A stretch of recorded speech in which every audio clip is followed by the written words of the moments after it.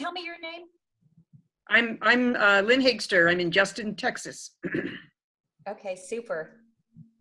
Yeah, Thank you so much. All this class does is give you a little bit of head start on how to use Zoom. And then the class that's coming up in November is going to be about online education, teaching online, and just some of the different conventions that are used without all the theory and everything else that can go into some of these online into teaching online classes. So and it's as much a forum as in a forum as it's going to be a class, because it's there'll be teachers in there already that are teaching online, and I'm hoping that they'll share their takeaways from teaching online as well. So it's going to be a combination. Okay. Well, this is a start, and most everybody's here. So welcome to my Zoom basics workshop. I'm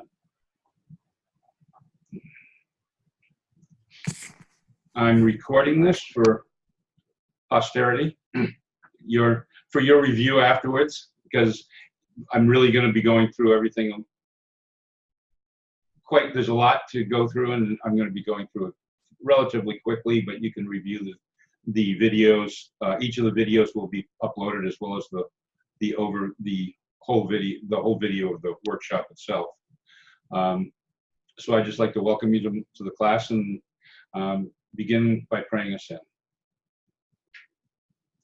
So know with me right here and right now in this moment that God is all there is.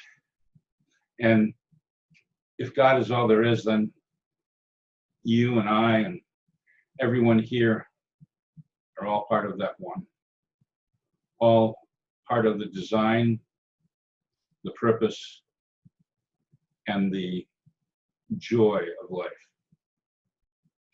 And even this application falls into part of that joy for teachers who desire to teach online. So join me in knowing that this class answers all of your questions, and whatever isn't answered, we can take up later, and know that it's good and very good. And so it is. And so it is. So it is.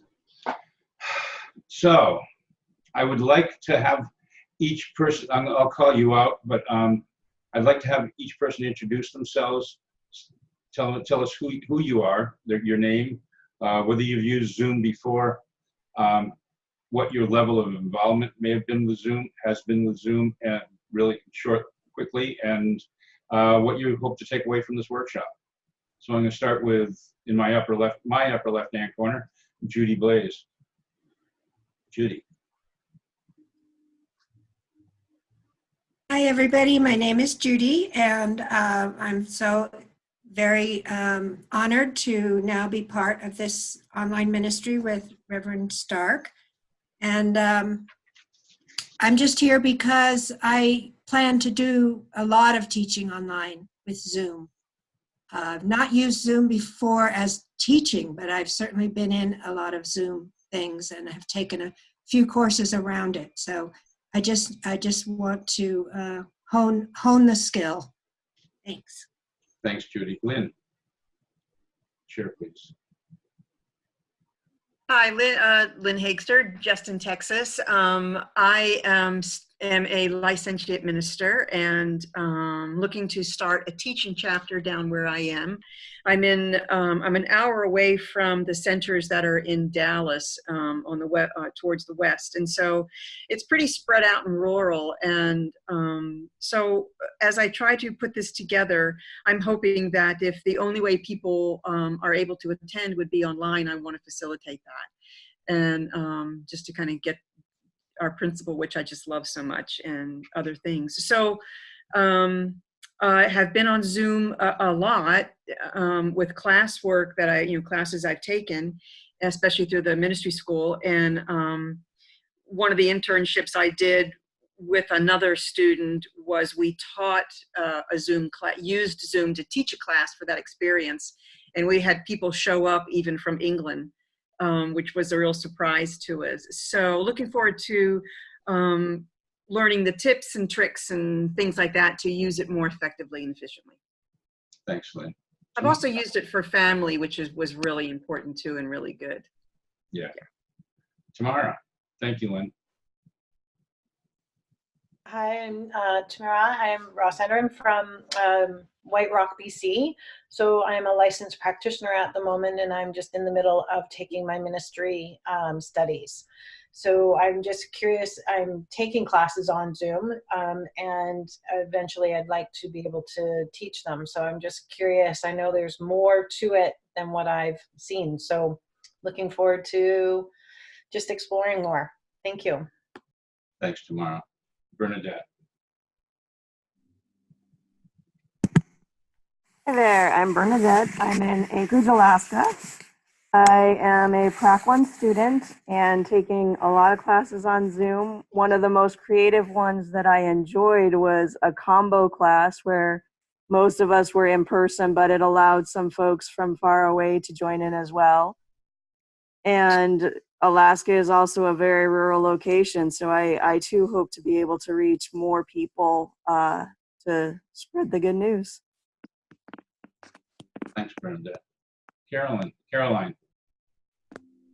Hi, I'm Caroline Flanders. I'm a licentiate minister, and my letter of call is as a board-certified chaplain in Southern California. So I tell people that my Center for Spiritual Living is a 450-bed hospital. I'm involved with a few different things with CSL, committees and whatnot. And in ministerial school, I got to have the pleasure of being the monitor on Zoom a few times. So I know enough to get into trouble. And I'd like to learn how to use it more.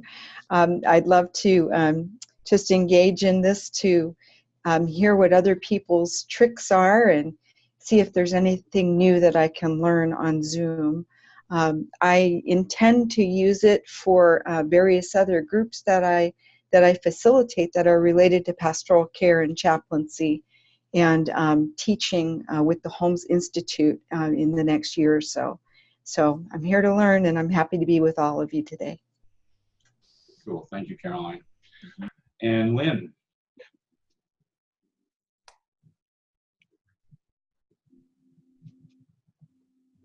We can't hear you, Lynn.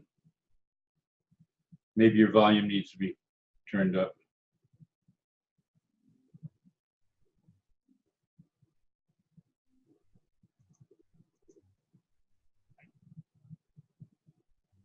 Or it could be you got a different, do you have more than one mic? Maybe your mic's not chosen correctly. If you go to your up caret on your next to your microphone where it says mute, it'll say select the microphone at the top of the menu. Got it. There you go. There we go. There we go. Anyway, yeah, my name is Lynn Frankenberger. I'm the administrator at the Center for Spiritual Living, Greater Las Vegas. I'm a licensed practitioner, as well as the director of education. We've already been approved to teach online courses, and I'm really excited to do some mixed media. We're across the street from a university, so I'm really excited to do some online Zoom classes so we can get some of those younger kids involved in hopefully taking our class, because that's what they want to do. They want to do it online. Cool. Thank you, Lynn. Dr. Dennis.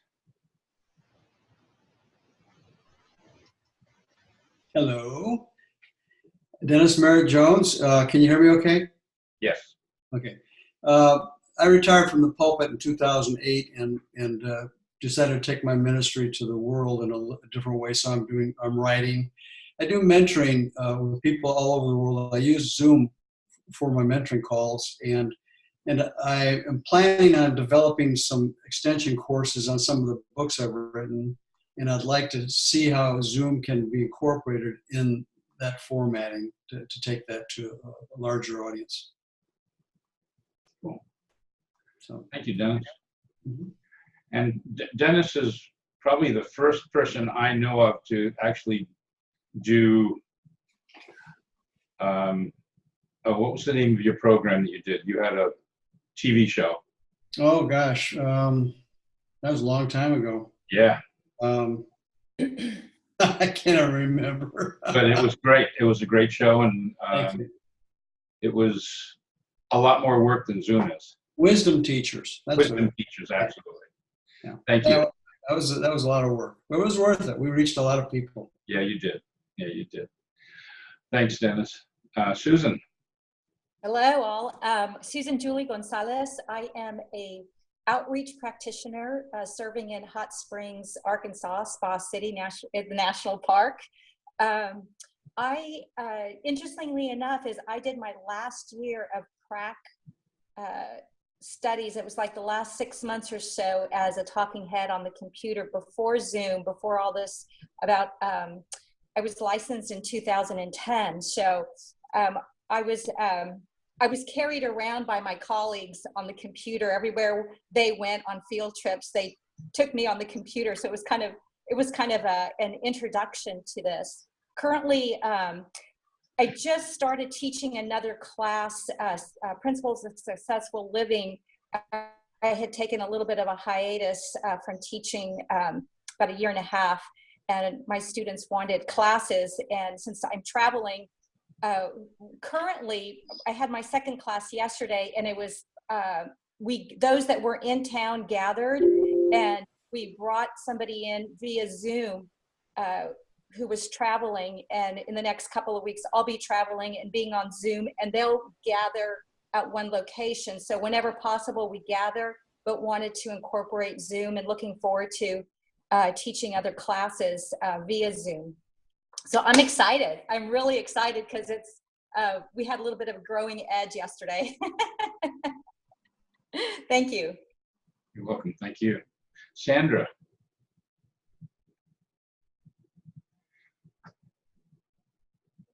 Hi, everybody. I'm Sandra Jackson. I'm in Brownsville, Georgia right now.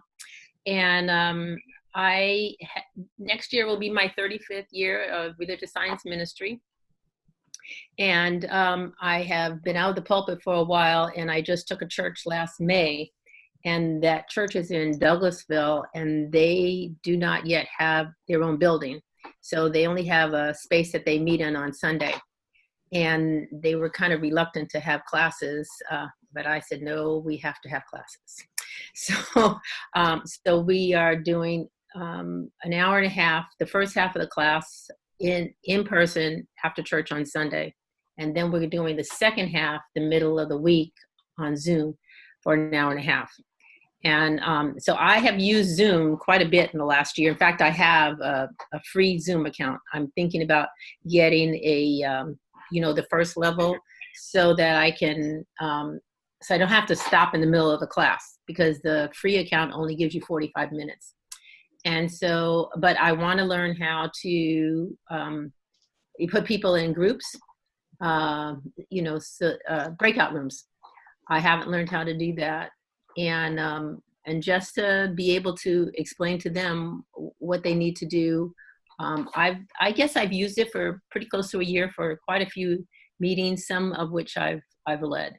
So, and I've also sent invitations and that kind of thing. But they don't always get out in the same way. So I just kind of want to expand my knowledge and put it all, together in one place. Thank you. Thank you, Right. Sandra. Thanks, everybody. Catherine. Hi, my name is Catherine Stubance, and I'm a remote practitioner for Center of Peace from Philadelphia. Been a practitioner now for about 16 years. I've taken quite a few Zoom classes, but I don't have enough knowledge to be able to teach, and this is one of the reasons I wanted to take this class, to get more knowledgeable about Zoom. And thank you for having the class. Thanks, Catherine. Joanne. I taught 2 classes with Jim, and he's really taught me a lot, but I need to learn more. And I use the Zoom for Phoenix Bridge, and then I have a private practice that I work with, and so I just don't know enough. So I can't keep emailing Jim and saying I'm stuck. What do I do? So I thought I'd better take his class. Thanks, Jim. Thanks, Joanne. Ryan. Hey, everybody. I'm Ryan Brown. I'm actually the communications manager over here at CSL Dallas. And I'm a little bit on the other end of the spectrum. I've been involved with technology my whole life. And I came to CSL Dallas going, what, you don't have Zoom? What is going on?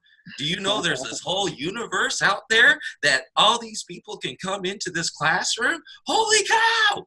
And so anyways, I got to talking with Reverend Dr. Petra Weldis and Reverend Karen over here and helped to build that part of that community. And I just want to implore you guys, get the account, get this set up. There are so many people out there that are willing to use this technology and willing to learn it. And I really want to applaud you, Jim, for putting this course together and this class together for everybody, because this is one of the things that I have very much been a proponent of. And not only this, but the social media marketing that can be involved with all of this. I'll put it this way.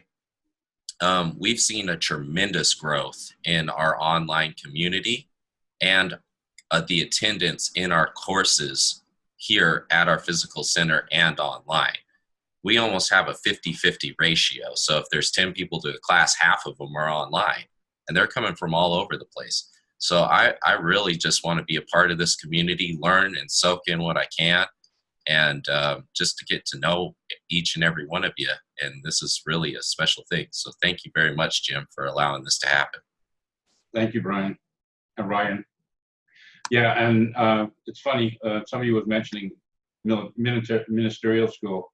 And I took LAD 504 with Christina Tillotson back in 2011, I think it was 10 or 11. And we used, for our sample class that we each had to produce for the course, I used one of the most advanced at the time, and that was freeconferencecall.com. Yeah. And that wasn't even video. Someone actually found a video, someone in the class actually found a video software that sort of worked for their 2-minute presentation. But yeah, it was, it's really, really, the technology has just soared. Reverend Terry, if you would share.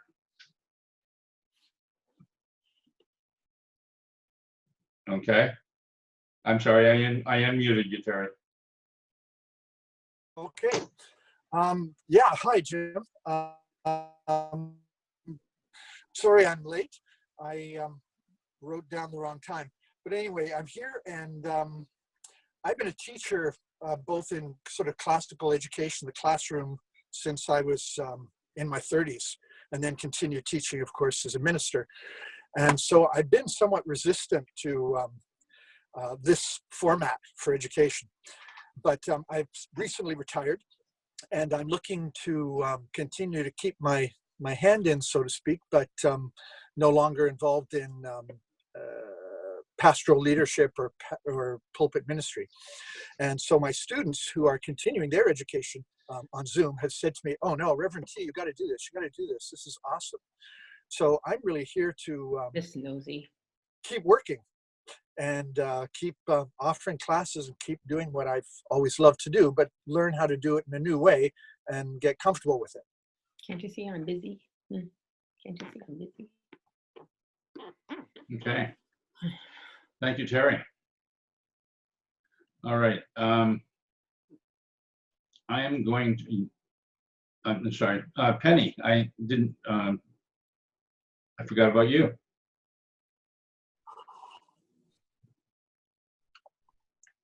Please share if you can.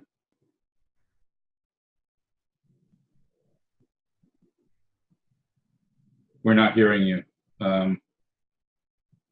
So it might be your audio is not complete.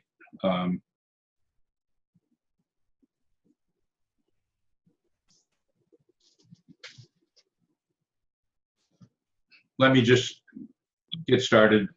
Penny, we'll get back to you later. If you look down in the lower left-hand corner where the up caret next to the microphone with the mute thing, at the top of this, you can select a microphone, and that might help you if you have more than one microphone in your system. But let me get started with this. If you guys have questions, please enter them into the chat if you can. I'm not going to be able to actually check the chat while I'm talking, but I will check it once we start a video. And I'll be back with you in just a moment.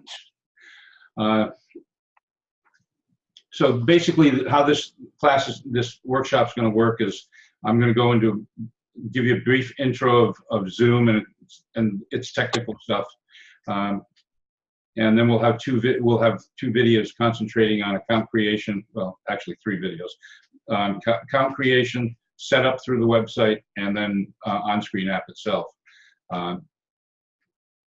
They're each less than 20 minutes. One of them is about 6 minutes. Between the videos, we'll have Q&A and discussion on those topics, and then at the end, if there's any time left, then we'll just continue to answer any questions that you may have. So, if you've already passed the test on mute and unmute, you figured out how to do that. The equipment. Jim, Jim, I haven't figured that out yet. I have Judith and Bernadette both muted, and I can't figure out how to get them off. Oh, you can't. You have no control over them being muted and unmuted. Only the host has control over the muting, and you can only mute and unmute yourself. As a participant, that's one thing. You have control over your own person, but you don't have control over them. Yeah. But we will. You can chat. Personally, anyways, we're going to go over all that stuff in the videos. So bear with me. Excellent. Thank you. Thank you. The processor recommended for or required to use Zoom is a single core 1 gigahertz processor or higher. And this may be only be blah blah blah to some of you, but recommended is a dual core processor, 2 gigahertz or higher. i3, i5, and i7 in an Intel processor, or the AMD equivalent with 4 gigabytes of RAM. Any Android phone with Android 4.0 on it or later works on Kindle HD. iOS, any iPhone 4 or later, and every iPad except for the first generation iPad works. It works with that. There are apps for Android and iOS that you can download through their different stores, and they work wonderfully. The conventions on them are a little bit different, but they work very well. As far as what you might want to use for when you're recording and speaking on Zoom, it's recommended that you use a noise canceling mic.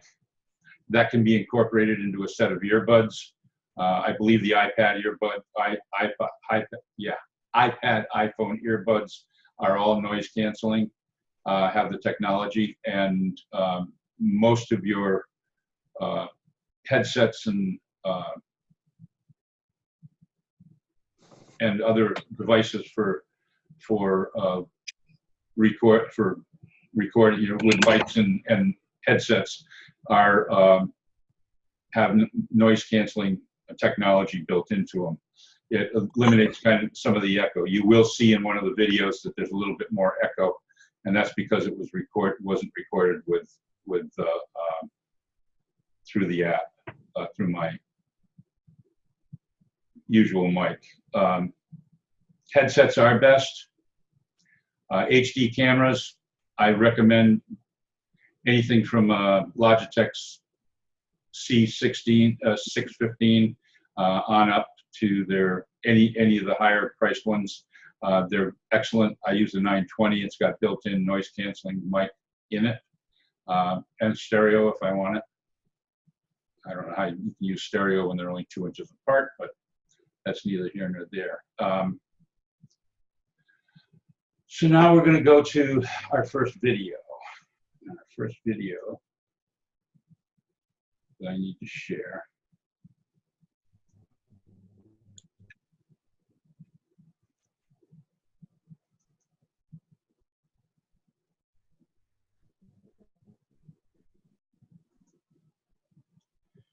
Okay, so here we are at the Zoom website. This is where you sign up. You come up into the upper left-hand corner, right-hand corner here. It says sign up free. So all you need to do is click on that and sign up. They ask you for a username, which is your email address and a password. And that's really all there is to it. So once you sign up, come back to the main screen.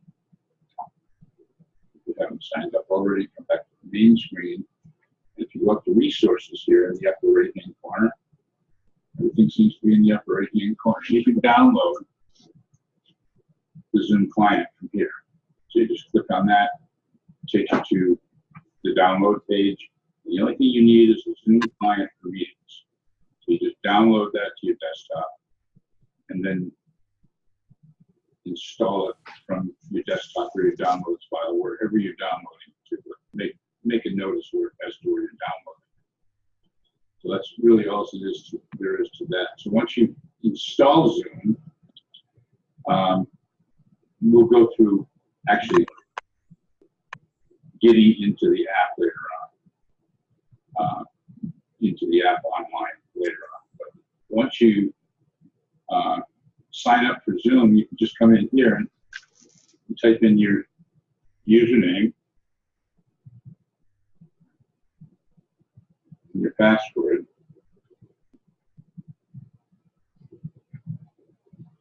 and sign in.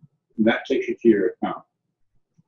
The first thing you'll want to do is go to your profile and you can add your image, add a picture of you if you wanted to. You can add a logo. It has to fit basically within this frame. I'm stopping the share for a second because I forgot to do something. Sizing screen to do all that.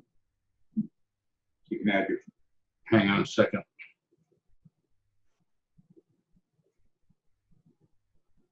And I seem to have lost.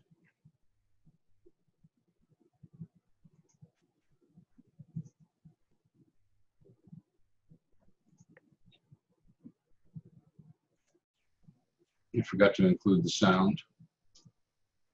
Okay. So it has to fit basically within this frame here, but they give you username and your password.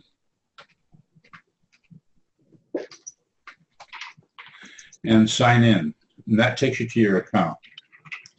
The first thing you'll want to do is go to your profile and you can add your image, add a picture of you if you wanted to. You can add a logo. It has to fit basically within this frame here. But they give you a resizing screen to do all that with. You can add your phone number by going over to the edit panel over on the right-hand side here and changing things out. All your edit tabs are on the right-hand side. You can come down here. If you have a paid Zoom account, you can change your personal meeting ID. Your sign-in email is right there. You can see here that this is a basic free account, and they give you a chance to upgrade at any time from your free account. Meeting size has a capacity of 100. That's the same for the pro account. You can set your language, your time zone, your date format, and everything else in your profile area. Now, the next thing you want to do is, the next thing we want to do is go to settings, which is your last one here. And this is where you set all your meeting settings, whether you want them or whether you don't want them, you indicate here from these toggles on the right-hand side. If you want host video to start when the meeting starts, you just check that as on. Otherwise, you have to activate it yourself when you get into the room. Participants video, same thing. You can change that. You can modify it. These are just all the different settings you can set, which includes requiring a password for instant meetings, or your breakout rooms, your chat room. If you don't want a chat room, you don't want people chatting, you want to keep people from saving a chat, you can check that there too. If you want people to only be able to chat to everyone or you can eliminate private chats back and forth between your students just by turning that off right here. With one click, it just turns it off. Another click, it turns it back on. You can auto-save chats, and what happens with auto-save chats is they'll automatically download when the video downloads. If you video, whether or not you videotape it or not, your chats will all download, so you'll have a record of your chats. You can play a sound when you enter or leave. You'll be the only one that you can specify whether everybody hears it or just you hear it. I usually allow only myself to hear it. That way, if we're in a meditation or a prayer, nobody's distracted from that. You can add whether or not to add file transfers within the chat room, because you can actually upload a file to the Zoom meeting room and allow everybody to download it through chat. You can specify whether you want feedback from Zoom. These are all the different options you have, whether or not you want a whiteboard, whether or not you want participants to annotate, be able to annotate. Just go through them. There's little pop-ups that will tell you what each of the features is for. You can see that. Breakout room, if you don't want breakout rooms, remove that. Everything's self-explanatory. If you've got somebody that's doing closed captioning for your meetings, then by all means activate that and allow them to do the closed captioning. Again, virtual background, we'll discuss all these things later. But all these different options you can set, and this is on the free account.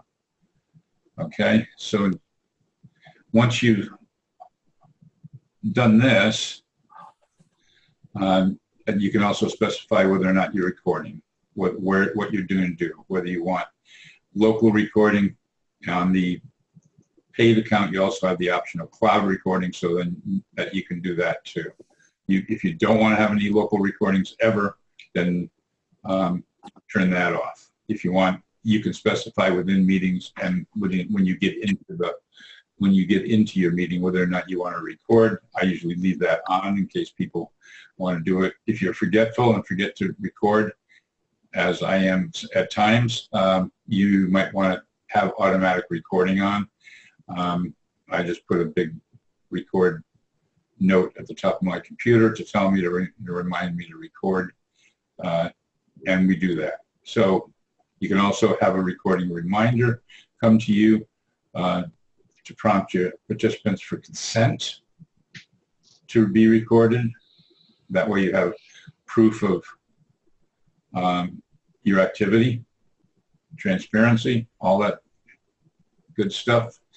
And you can also, you have a third tab up here for telephone, in which you can allow international numbers to show, and you can specify what numbers for.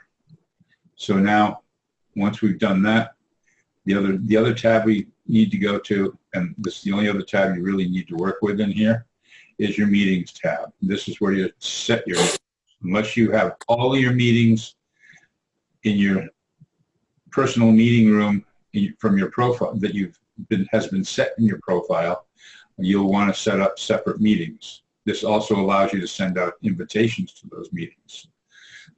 And even here, you can set all your meetings to be in your personal meeting room, but this is where you schedule your meetings and specify and get an invitation to send out to people. So you can schedule a new meeting here. When you click on schedule a new meeting, you can come here and say, let's say it's a board meeting. You meet monthly. You don't need a description for your board meeting. You meet monthly. You can have one today, or let's set it for next Monday at 7 p.m., 7:30 p.m. And you can specify a length, but the Zoom will not, on the Pro account, Zoom will not cut off at 40 minutes as it will here. Once you go over your 40 minutes with more than a one-on-one conversation with somebody, you will automatically be kicked out of the room. But if you, for your board members or for your classes, even if you have them in here, you can go out and come back in after 40 minutes. Go out when you get kicked out at 40 minutes, tell everybody we're taking a 5-minute break, come on back in the room, and they can join you back in the room. So you can extend your time that way without having to pay for a paid account. So if we're having a 2-hour board meeting, that means we're going to be there we're just letting the board members know that we're going to be there for 2 hours. Again, in either account, you can't, the meeting does not completely go away until you delete it later on. So you can specify time zone, whether it's a recurring meeting. In the case of a board meeting, I wouldn't use the recurring meeting option because it'll lay out 12 months of board meetings all in the same email. So, and you might want to send out a different time or specify something different later. But so I would leave that blank in the case of a board meeting. In the case of a 6-week class or an 8-week class, that's something different. If you have a holiday and you're going to skip a week, then I would still leave it. You can always, for sending out the invitation, say it's a recurring meeting, and it's going to be, if this was going to be monthly, repeated every month for on the first Monday of every month. We can just set an end date at say 12 recurrences. That'll take a whole year into account. And if you don't want people to come in by phone, then just specify computer audio. If you want them to come in both ways, then change that. Set whether or not video and for you and the participants are on when they come in the room, and save. So now that you've saved this, you'll notice over on the right-hand side here, there's an area a little link that allows you to copy the invitation. That pops up an invitation on the page and gives you go down here and copy the invitation to your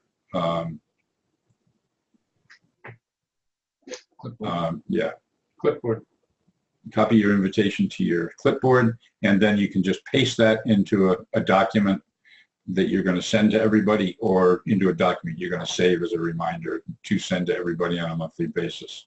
So that's what you can do. Now, once you've done that, if it's a board meeting and you don't want to have so many occurrences on in your meetings folder, then you can just go back and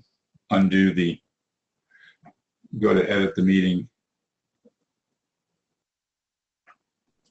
and unspecify the recurring meeting. Now, then there's only one instance in there, and you won't see it for 12 months, the whole 12 months. and you just save that, and you're good to go. So that's basically everything there is to know about doing things on the website. Setting up meetings gives you get a unique meeting ID unless while you're in this meeting, unless you specify using your personal meeting ID here, as opposed to generating a new meeting ID, you will have a new meeting ID every time you generate a new class, a new meeting. A meeting can be multiple occasions of the same subject. That's just the different subjects.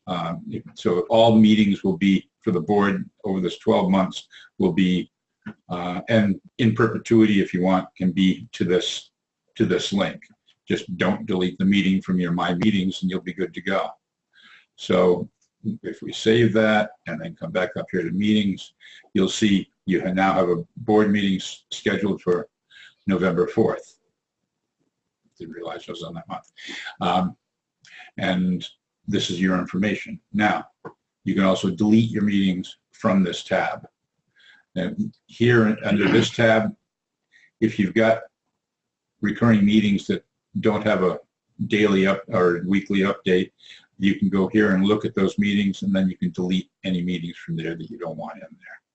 Again, you come into your personal meeting room from this tab here, and you can see what all your settings are here. If you want to send out an invitation to anybody, you can just, again, go right to there and copy your meeting, and that's it. You can enable a meeting waiting room if you want to, but I don't normally do that.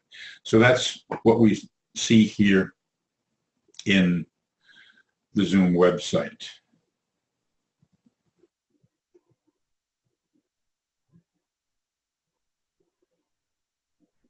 So now I'm taking you into my paid website. I just want to show you a few of the differences here.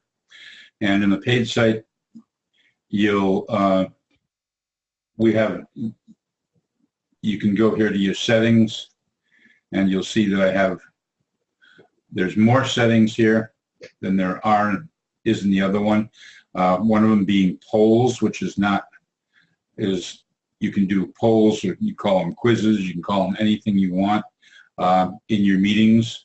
I believe you can create them from the meeting, but it's always best to create something with answers and questions before a meeting starts, and then open it up in the meeting for everybody to fill out. You can, again, set all the same settings that you're setting in yours, you can set from here. Now, the reason I brought you in here was to show you under meetings a poll. And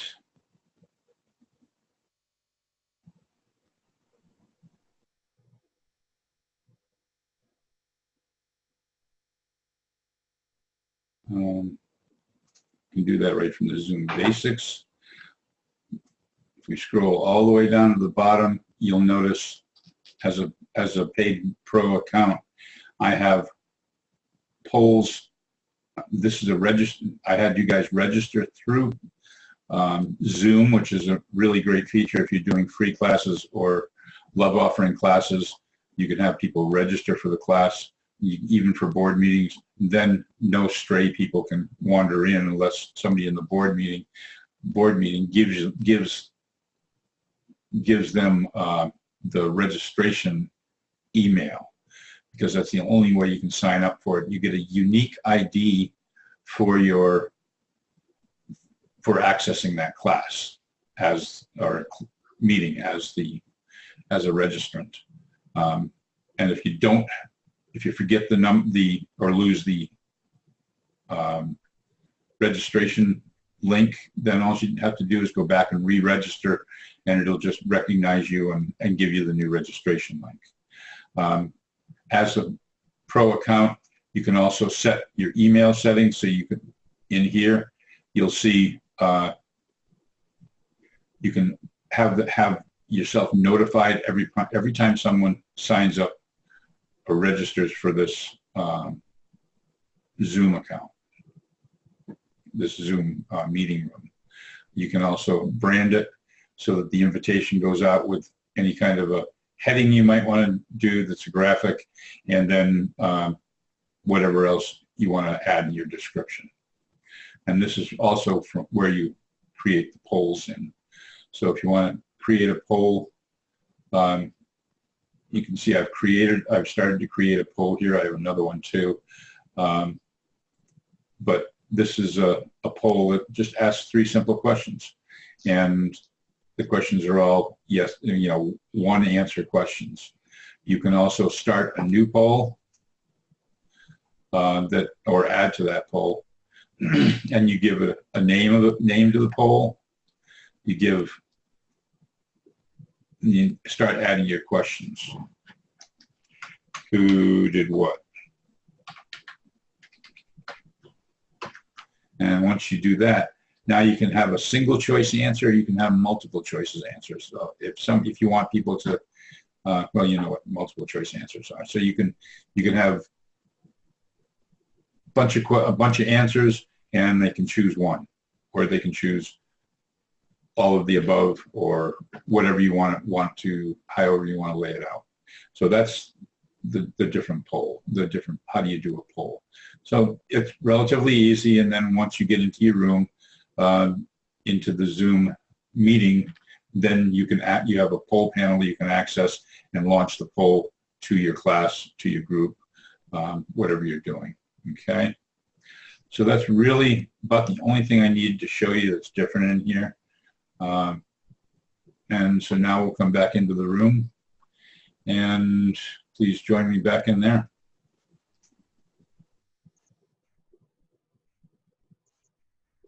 Okay. So, questions. I'm sure you must have some. I know Susan had her hand up well into the video. Did you have a question, Susan? You want? Yeah, I do. And interestingly enough, when you sent me the thing, well, what's your question?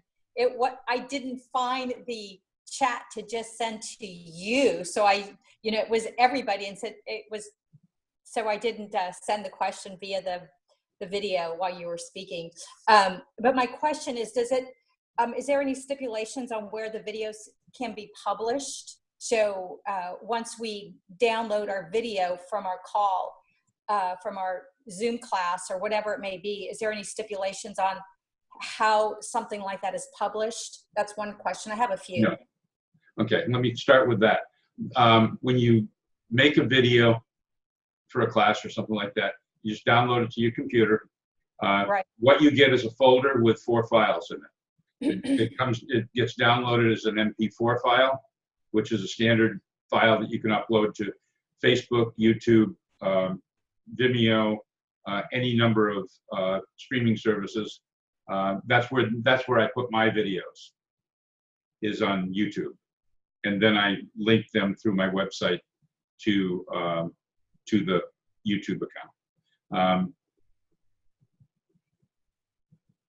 I lost my train of thought. That was perfect. You get an MP4 file, you get a M4A file, which is an audio file, you get a chat file, and you get a one other file. I forget what it is right now. The voice, is that the MP3? The voice? I know you get it. The MP4A is what they downloaded as for a voice file. Okay.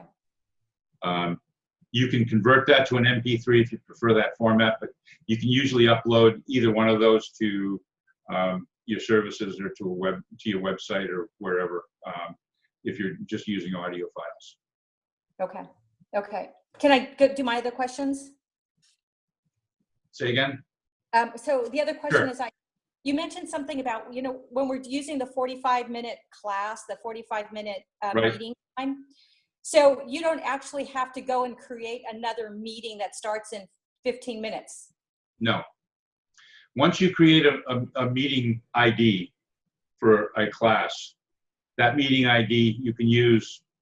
You could use it for anything you want, but what I recommend is that you use it for a particular class. Like if you're having a foundations class, use that particular meeting ID just for that foundations class, and then go back into Zoom and delete it out afterwards. That way it's not just the ID is not floating around the internet somewhere, and people can just accidentally pick it up somehow or maliciously pick it up somehow and access your class. So you mean deleted after that day class? After the whole class is over. You get one meeting ID, and you can do as many classes as you want on that ID. If you got a board, my example was a board meeting, scheduling a 12 months of board meeting, all on one meeting ID. Continue to use that meeting ID. You can use it in perpetuity, but if you don't want a lot of instances on your Zoom calendar, that's why I say just make it a recurring meeting with no dates on it. I put the dates in initially so that you can send that invitation, so you can download that invitation, copy that invitation that you can create right in Zoom there, because all the information you put in there goes into that invitation. It provides you with a meeting ID, and then you can copy and paste that into a Word document or save it somewhere, and then you can go back in. And if you're using Zoom a lot, and you've got 3 classes each with eight weeks of class, and a board meeting for a year of 12 board meetings, and a whole bunch of other things going on, practitioners using it to do practitioner work and things like that, you're not going to want to have to wade through 50 or 60 meetings to find a particular meeting.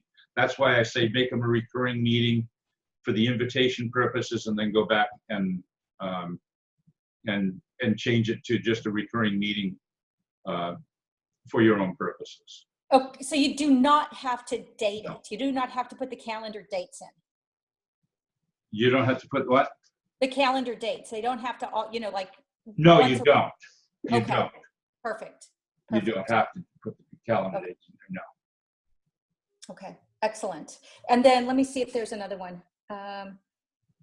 So then when you were out, did the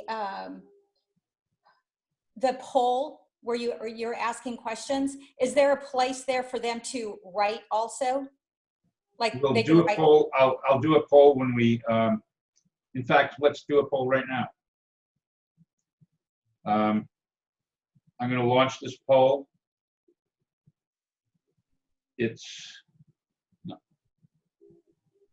is one I was going to launch in the beginning of the class, but go ahead and I've launched the poll, and you can accept the poll and take a look at it and put your answers in there if you want to.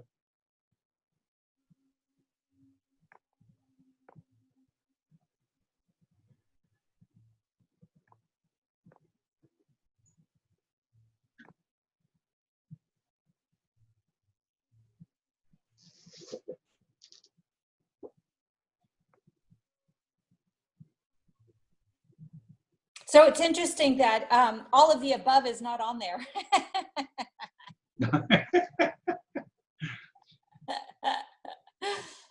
Just a suggestion, add all of the above. Just choose them all. No, it doesn't let you choose them all. Once you click on one. Oh, that's my mistake. Oh, okay. Sorry about that. Okay. Okay. Cool. Oh, because it's asked what is your primary interest, Right. not your secondary or other interests. So the poll came through. Everybody said yes to having used Zoom before. 80% of you have a Zoom account. 50% of you are teaching with it as your primary, doing practitioner work. The only thing nobody's doing is recording videos with it. I did. Oh, I you did. didn't. You weren't able to indicate, right? Okay. Right. I took all of the above. Sorry about that. No, that's okay. You said primary. You only get to pick one. your primary care physician, your primary, just one. So then you can share the results. You should be able to see that.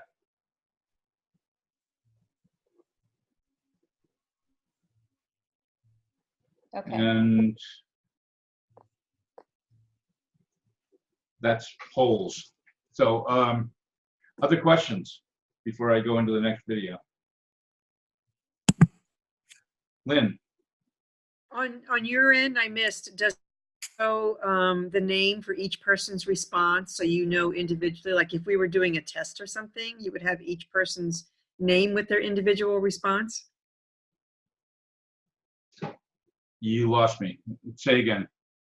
Oh, so on a poll, if you were taking that. Oh, yeah, you can't. No, you can't figure out, you couldn't do I don't know why I said quiz, because you can't do a quiz with it. That Okay. You cannot register individual responses. Okay. Just the group percentages of the answers. Right. Okay. Yeah, my mouth gets carried away with me sometimes. Okay, thank you. Sorry about that. Bernadette? I was just noticing that the bottom three questions had very few answers, and I know I didn't know they were there. I didn't think to scroll for more than the first three I could see.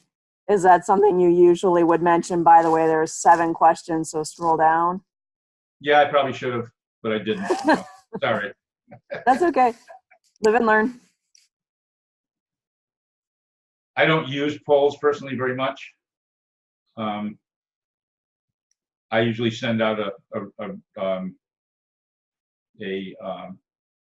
follow-up email with requesting people's thoughts on the workshop or the class.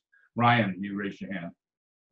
Yeah, thank you, Jim. I also wanted to just comment as well. They have a webinar feature for Zoom, and in that, when you do the polling and you're also streaming onto your social media at the same time, the poll actually goes over to your Facebook page as well too. So the interaction can actually go on multiple platforms as well.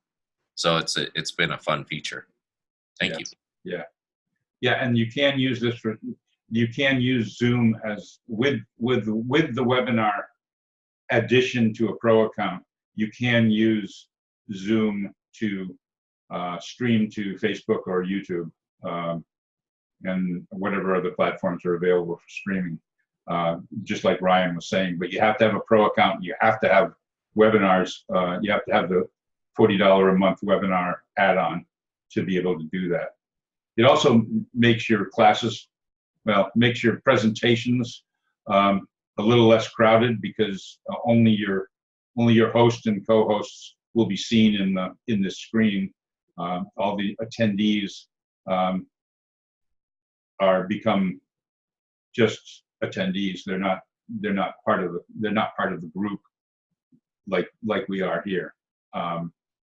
Are there any other questions before I start the next video?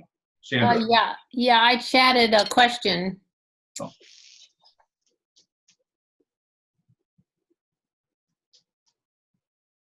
Do you see it? I don't see it. Okay, it was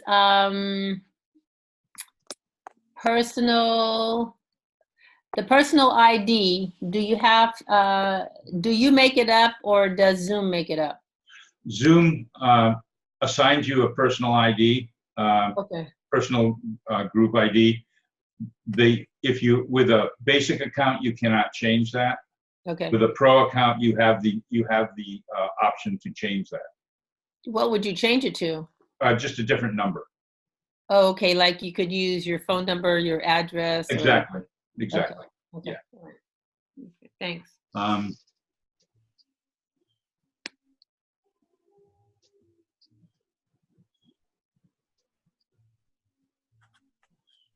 You have a free YouTube. Yes, you can.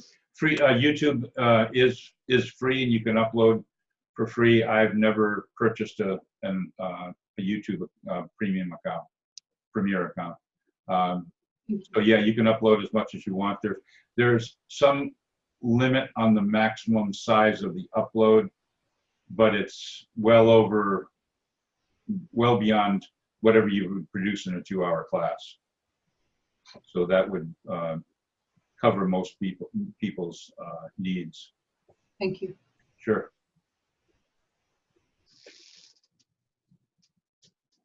Okay, so before I get into the actual website itself, I wanted to show this short video, which is basically shows you what happens when you sign up, when you install Zoom on your desktop, how to access your Zoom panel from your desktop. So let me share that.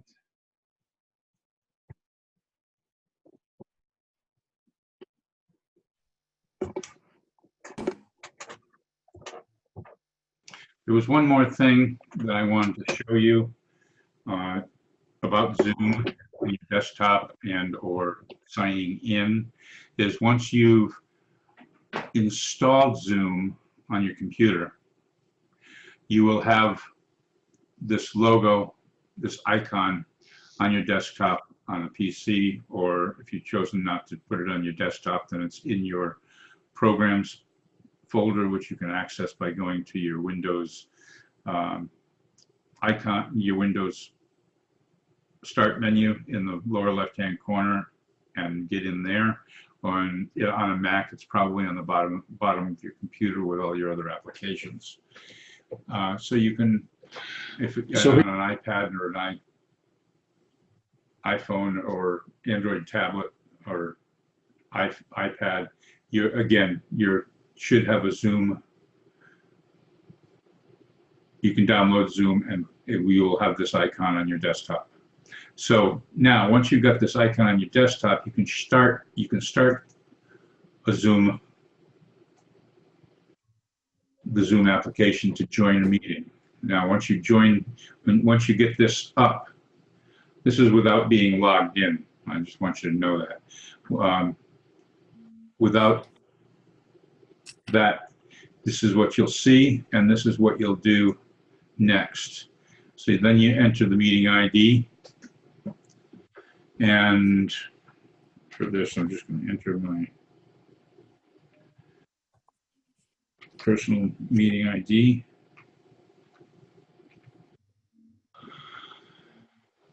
And join.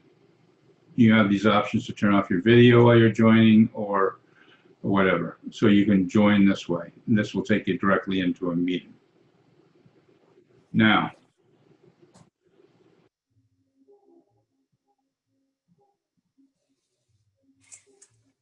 and there you go. You're in the meeting.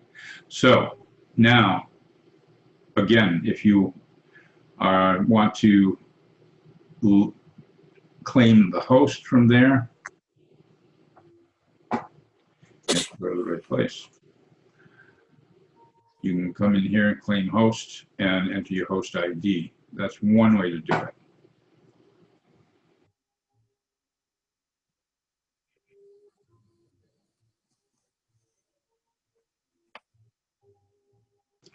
Now, if you're already logged into Zoom, into your Zoom account, which you probably are if you have an account and you're always accessing it, the same account all the time, you just click on your Zoom icon again, and it brings up this screen.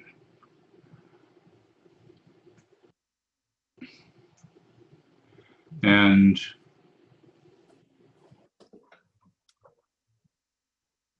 this screen will allow you to join a meeting from here. And again, you see this a similar meeting thing, a meeting screen, and you have, if you've been to different meetings, you have all these, you'll have all the different meetings already listed in here. You choose the correct one, and you go to that. Or you can actually start a new meeting from here.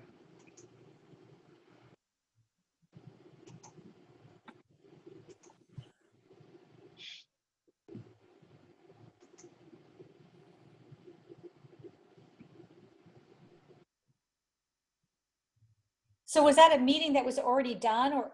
And then call you just- people in, or you can schedule a meeting from here.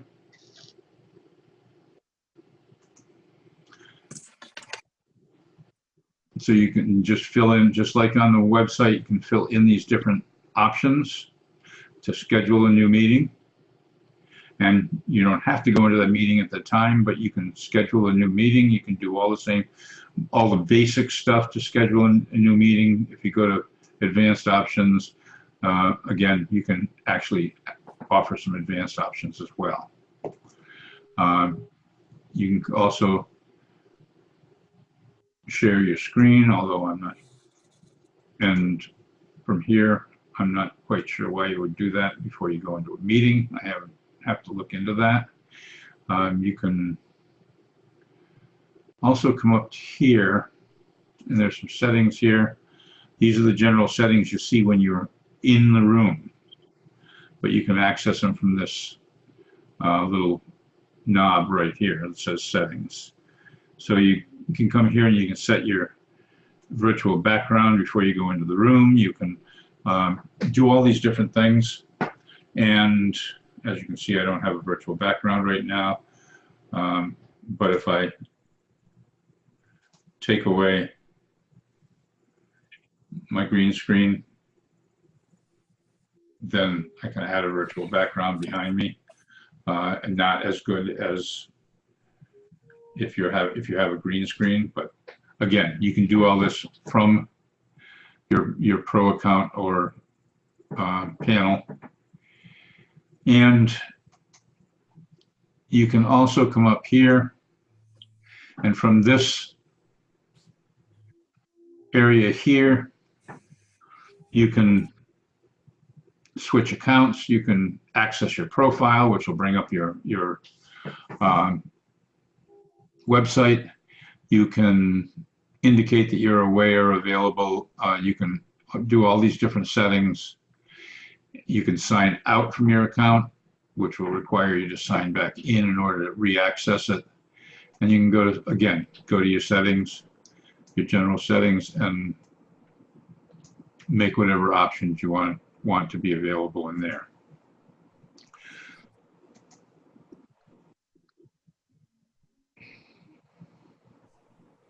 You can also check for an update to make sure you have the latest version of Zoom on your desktop.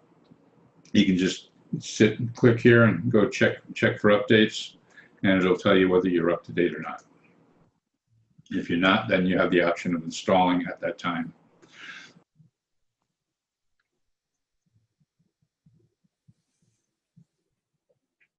Okay.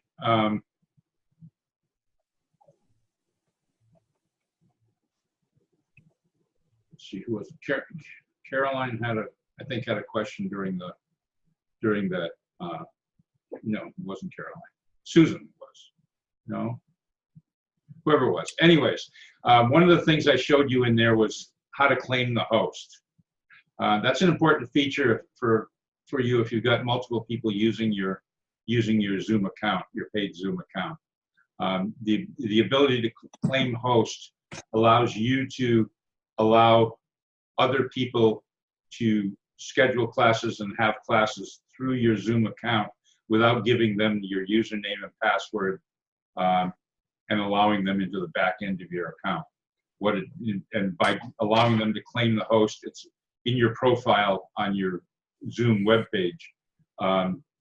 There'll be what's called a host key. It's listed down at the bottom of that page. And that host key you can give out to someone and allow them to use it to have their own class within your Pro account. You can also have the capabilities of changing that host key at any time should you need to.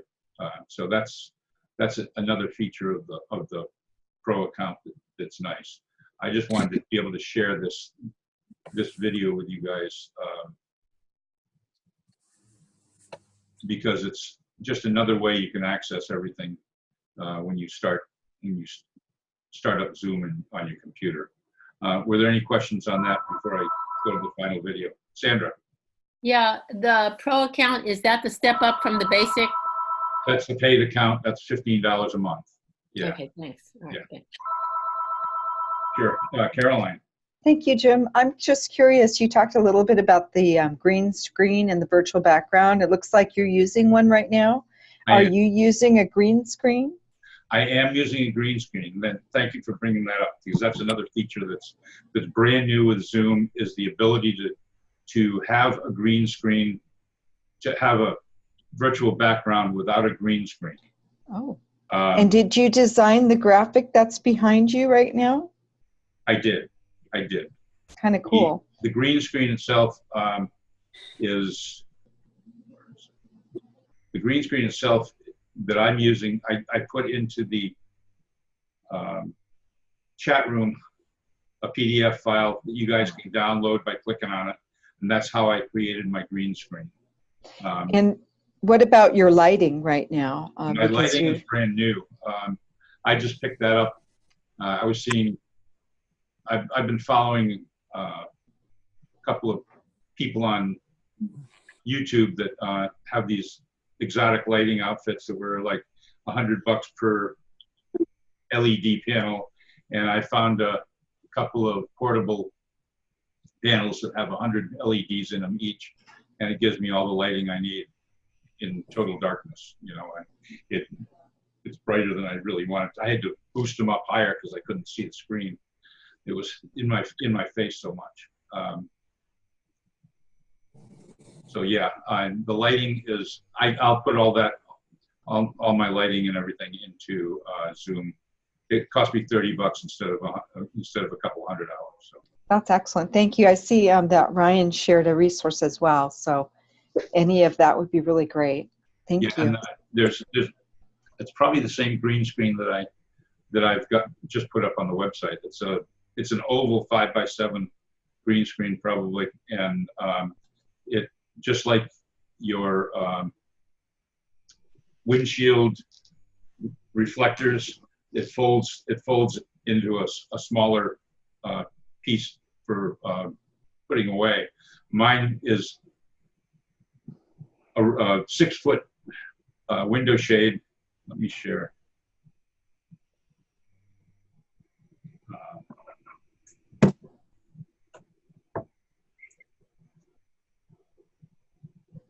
Mine is just a 6-foot window shade that rolls up and attaches to the top of my bookcase. That's and I spray painted it with fluorescent paint, and it works. Wow, now, that's great, wonderful. Without the background, this is what the minimum requirements for Zoom without a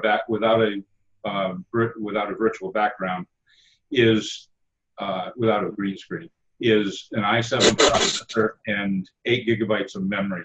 But without the virtual background, you can. This is what it looks like.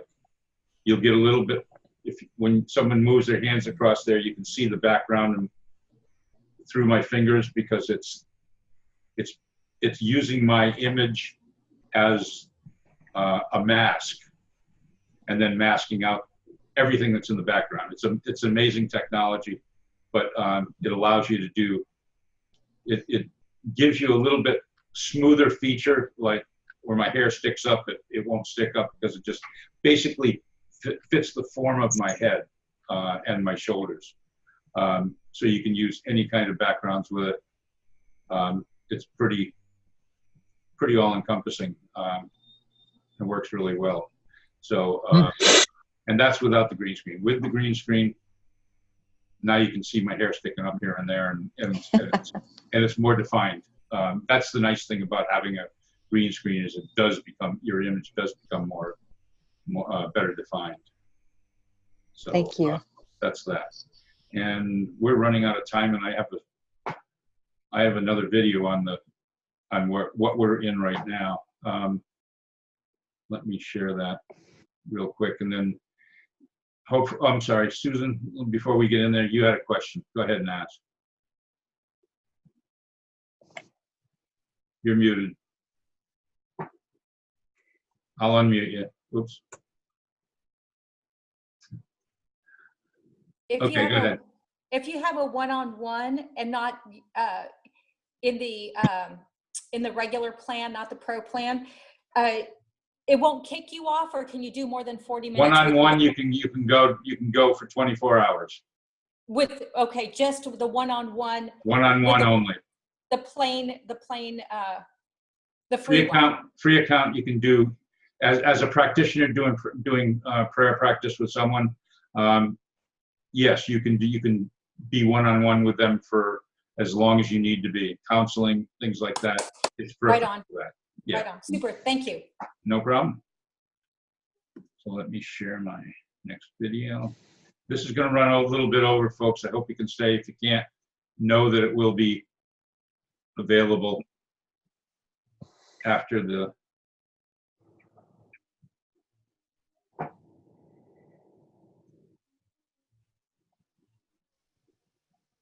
Here we are. We're in the Zoom application, just like I was in the room with you, but in this presentation, I'm able to show you my panels and the different areas in my Zoom room.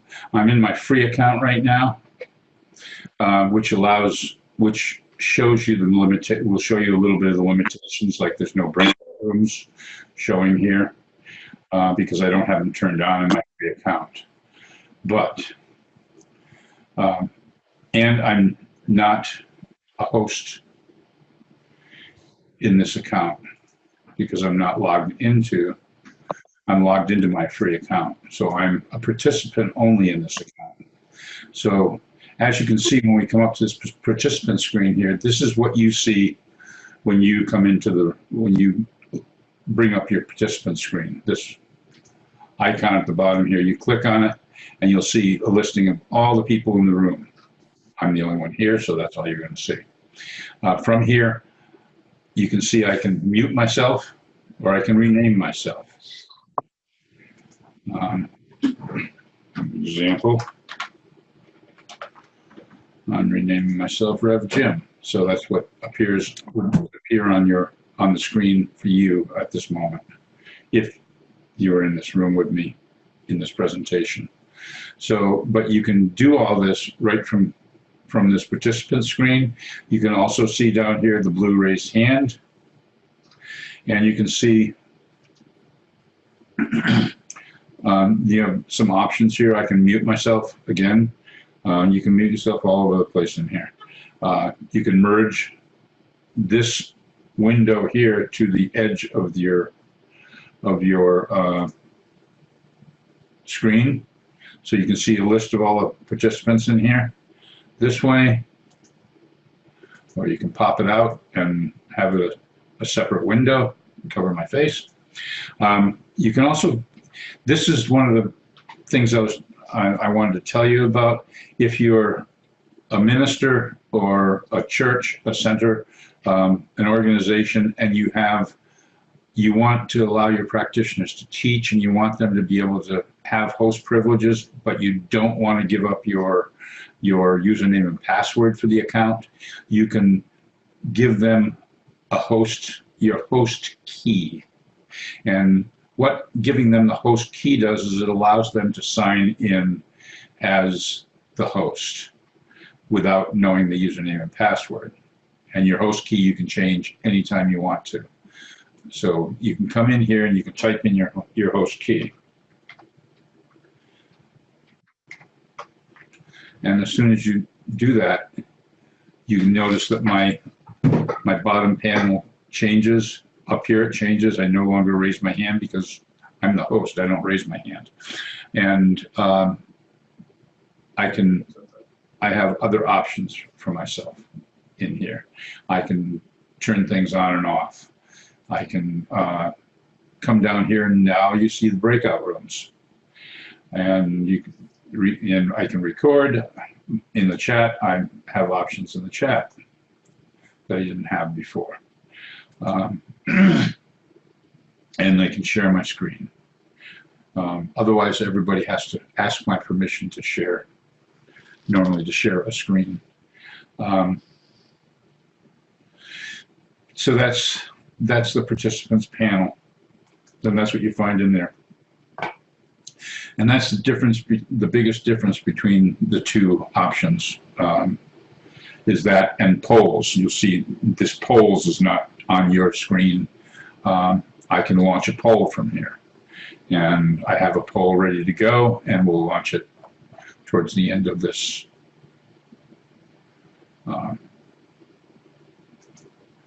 discussion, this workshop. So starting from the left-hand corner here is the mic, your microphone, and your audio and your video. So you have different options from the up caret on each one of these. That's also available from what's called audio settings and video settings at the lower portion of each one of these screens. So when you go to your general settings, it takes you into your general settings, and you can just go to your general settings, and you have a bunch of different content sharing options and application options that you can check off or make not available in general settings. Then when you get to your audio, you have more settings than you would in your audio only panel. You can check your output levels. You can test your mic to make sure that's working. You can allow it to automatically adjust, or you can adjust it manually if you're having issues with your audio, and all these different settings here. So that's your audio settings. Your video settings allows you to change your perspective. 16:9 is a standard screen today, so it's always best to leave it at that unless you have an old CRT monitor and you want to go 4:3, which is original ratio. Your camera, my camera is linked through my Logitech capture program, so that's one of my options, as well as the camera that I'm using and another camera that I've also got, the camera that I'm using here. And this gives the Logitech program allows me to zoom in and choose other options for my person in here and the camera settings. And I also have a second camera that I use occasionally. It's my backup camera, so if this one goes down, I can just switch over to another camera. And then the camera at the bottom here, USB, is the one on my laptop, which is underneath my desk. I treat it as my desktop. I can touch up my appearance from here. You can enable HD. If you unenable HD, you can see the Spirit Education becomes a little bit fuzzy because it goes from 720 to, or I become a little bit fuzzy because it goes from 1080p to 720p. I can also enable mirror effects, which if you've got something in your background that you don't want people to read as easily, names of books, and you don't want to be distracted, you can just mirror your image, and people will not be able to read as easily what's going on in your background. You can also enable or disable hardware acceleration. When you disable hardware acceleration, it will use less of your system resources to do this, to keep this application running. But it can affect some of your other applications. You can also touch up your appearance, and you'll notice when I click this, it softens my look a little bit.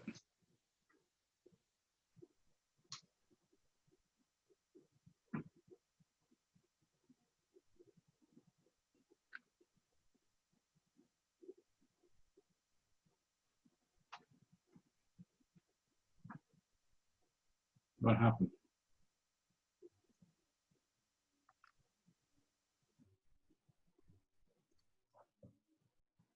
Well, I have absolutely no idea what happened to that video.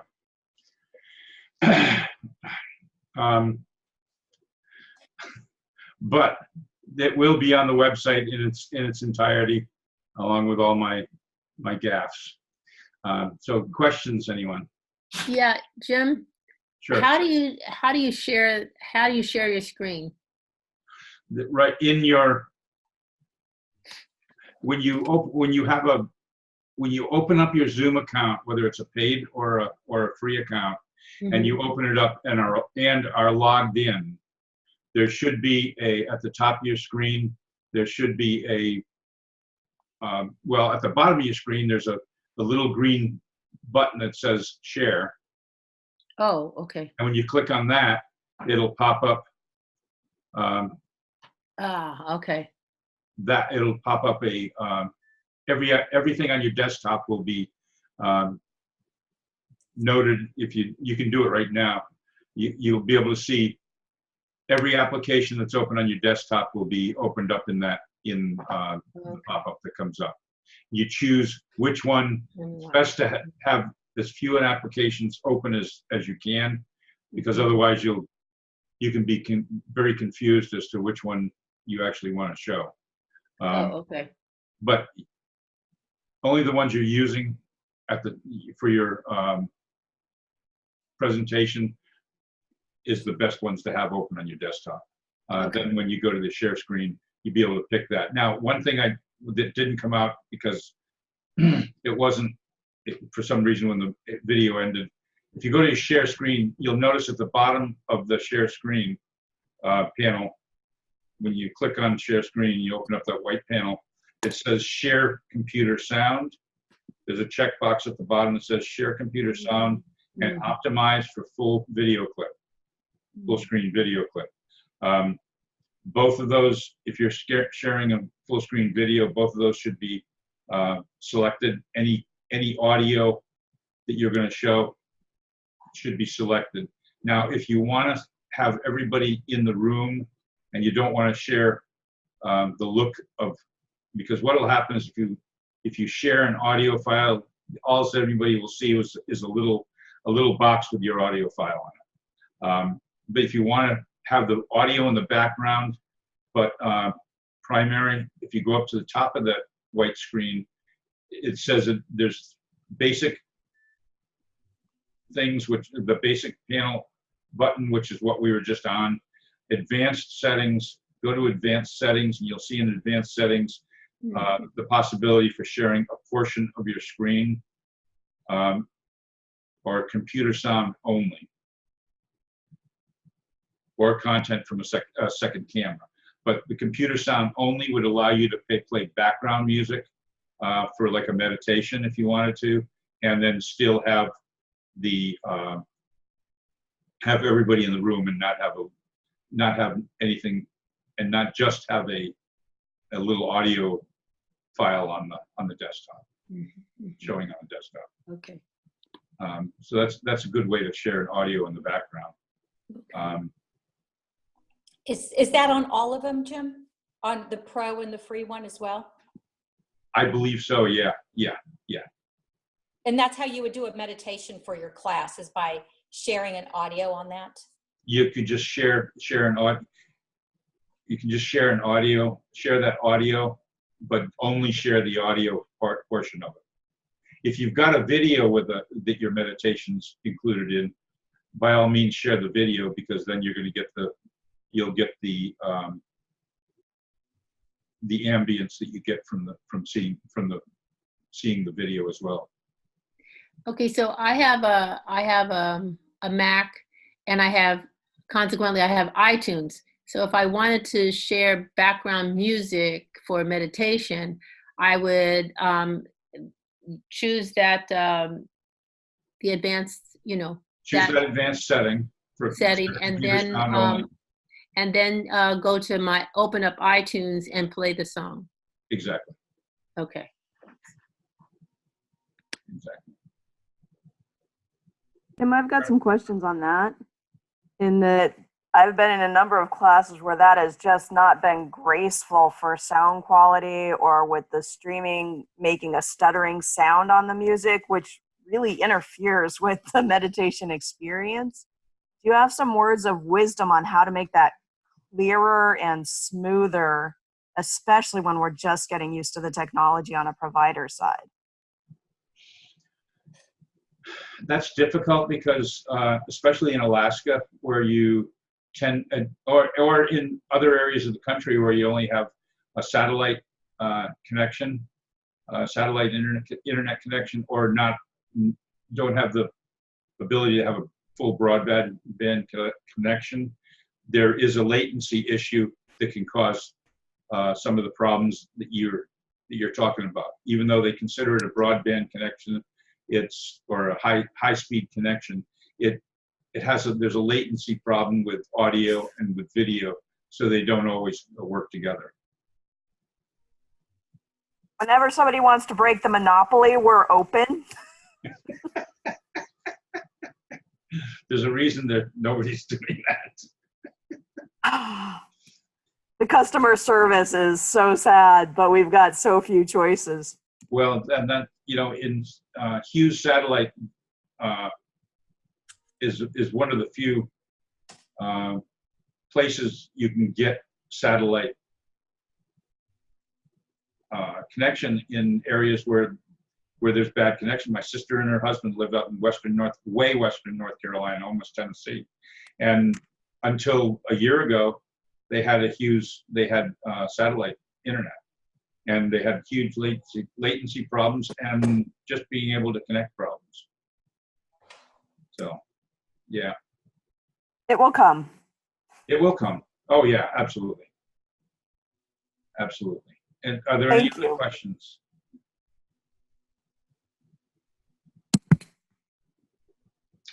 Well, if there are no other questions, then I'd just like to say thank you and see if someone would like to pray us out. I will. Thank you, Susan. Go ahead. As we just take a nice exhale and breathe in this beautiful divine breath of God, knowing that there is only one of it, and knowing that there is only one of it, that we are all divinely connected. We are all one of it. And I give thanks for Jim and hosting this class for us, knowing and trusting that the power and the presence of the divine will continue to unfold in our highest and most holy good, that as we use this technology for good, that it just unfolds in a magnificent way, that there is absolutely nothing that is in our way. We just say, thank you, Father, Mother, God. Thank you, divine. Thank you, Jim. Thank you, each and every person here. And I give thanks for knowing and trusting that this power, this presence, this goodness, this allness is right where we are at every moment in time. And I give thanks for the lavish abundance that is showing up in our lives in each and every way. And I give thanks, and I let go, and I let God, and so it is. Amen. So it is. Thank you. And just know, anybody here, and I'll put that on the website too. If you have any questions or need to get together to look at something on Zoom, feel free to set up a time with me. I have no problem giving away my time. I'm here. Super. Thank you. And if anybody wants to connect for a laugh, I am going to set up Zoom for some laughs. Okay, thanks. Thank you. Mwah. Bye. Thank you. Bye. Thanks, everybody. Bye, everyone.